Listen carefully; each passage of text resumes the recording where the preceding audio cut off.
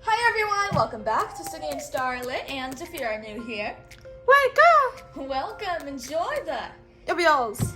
videos. So today, me and Sydney are going to be reading a little golden Book.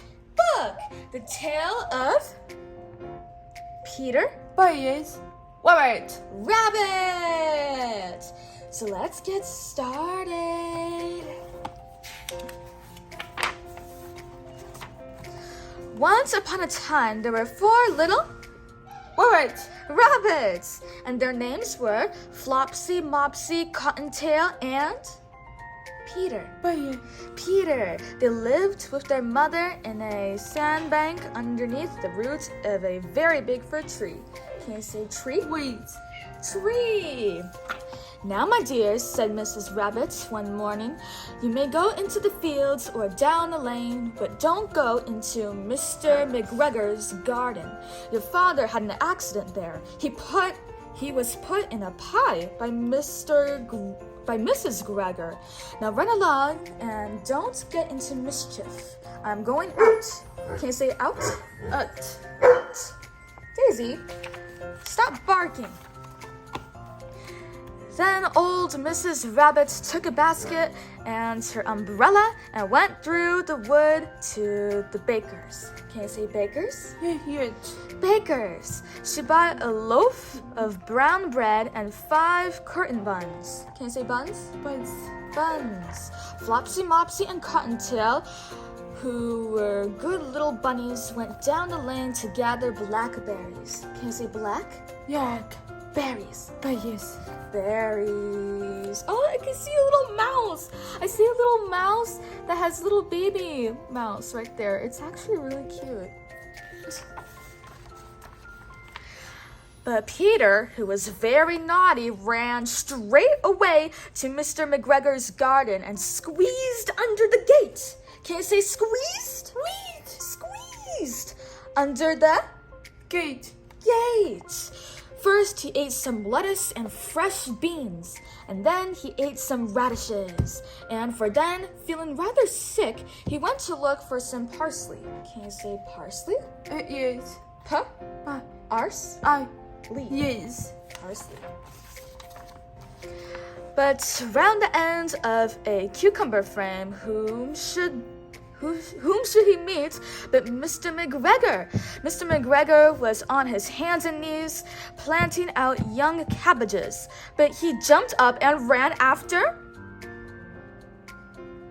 Peter. Boy. Peter, waving a rake and calling out, "Stop, thief!" Can you say thief? Thief! Peter was most dreadfully frightened. He rushed all over the garden, for he had forgotten the way back to the gate. He lost one of his shoes among the cabbages and the other shoe among the potatoes. After losing them, he ran on 4 legs and went faster, so that I think he might have got away altogether if he had not unfortunately ran into a gooseberry net and got caught by the large buttons on his jacket. It was a blue jacket with brass buttons, quite new. Can you say new? No. It was a new jacket. Peter gave himself up for lost and shed big tears, but his sobs were overheard by some friendly sparrows who flew to him in great excitement and implored him to exert himself. But McGregor came up with a sleeve, which he intended to pop upon the top of Peter. Can you say Peter? Boy. Peter. But Peter wiggled out just in time, leaving his jacket behind him, and he rushed into the tool shed, and he jumped into a can. Can you say can? Good. Can. It would have been a beautiful thing to hide in if it had no water in it. If it had not have so much water in it. Mr. McGregor was quite sure that Peter was somewhere in the tool shed, perhaps hidden underneath a flower pot. He began to turn them over carefully, looking under each. Can you say under? Okay. Under. Presently, Peter sneezed, ka-choo! Can you say ka-choo? Ka-choo! Mr. McGregor was after him in no time and tried to put his foot upon Peter, who jumped out of a window, upsetting 3 plants. The window was too small for Mr. McGregor, and he was tired of running after Peter. He went back to his work. Can I say work? Yet. Work! He tried to step on Peter Rabbit. Peter sat down to rest. He was out of breath and trembling with fright, and he had not the least idea which way to go. Also, he was very damp from sitting in that can. After a time, he began to wander about, going limpity-limpity, not very fast, and looking all around. He found a door in a wall, but it was locked, and there was no room for a fat little rabbit to squeeze underneath. An old mouse was running in and out over the stone doorstep, carrying peas and beans to her family in the wood. Can you say peas? Beans. And can you say beans? Beans. Beans. Beans. Peter asked her the way to the gates, but she had such a large pea in her mouth that she could not answer. She only shook her head at him. Peter began to cry. Can you say cry? Wow. Cry. Then he tried to find his way straight across the garden, but he became more and more puzzled. Presently, he came to a pond where Mr. McGregor filled his water cans. A white cat was staring at some goldfish. She sat very, very still. Can you say still? Yet. Still. But now and then the tip of her tail twitched as if it were alive. Peter thought it was best to go away without speaking at her. She had heard about cats from his cousin, little Benjamin Bunny. He went back toward the tool shed, but suddenly, quite close to him, he heard a noise of hoe. Scritch, scratch, scratch. Scritch. Can you say scritch? With. Scritch. Peter scuttered underneath bushes, but presently, as nothing happened, he came out and climbed upon a wheelbarrow and peeped over. The first thing he saw was Mr. McGregor hoeing onions. His back was turned toward Peter, and beyond him was the gate. Can you say gate? Gate. Gate! Peter got down very quietly off the wheelbarrow and started running as fast as he could go along a straight walk behind some black currant bushes.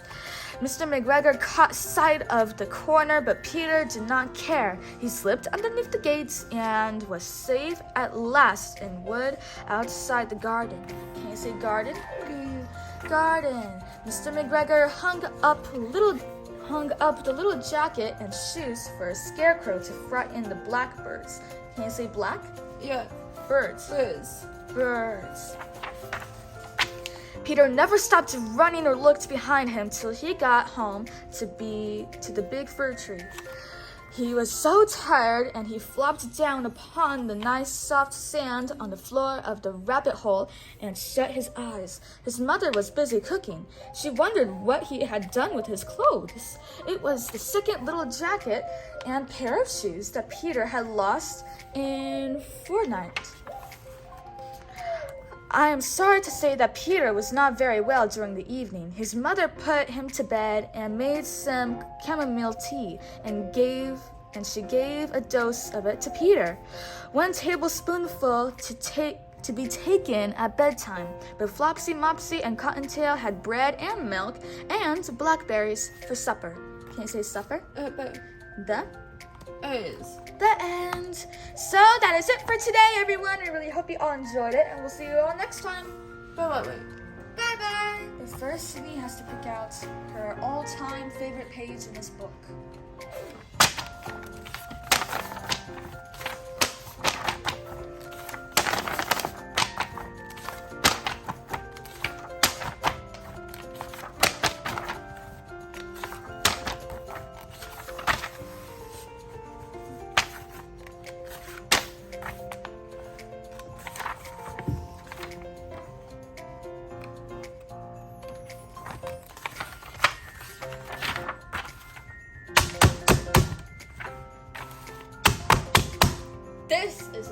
spectacular page.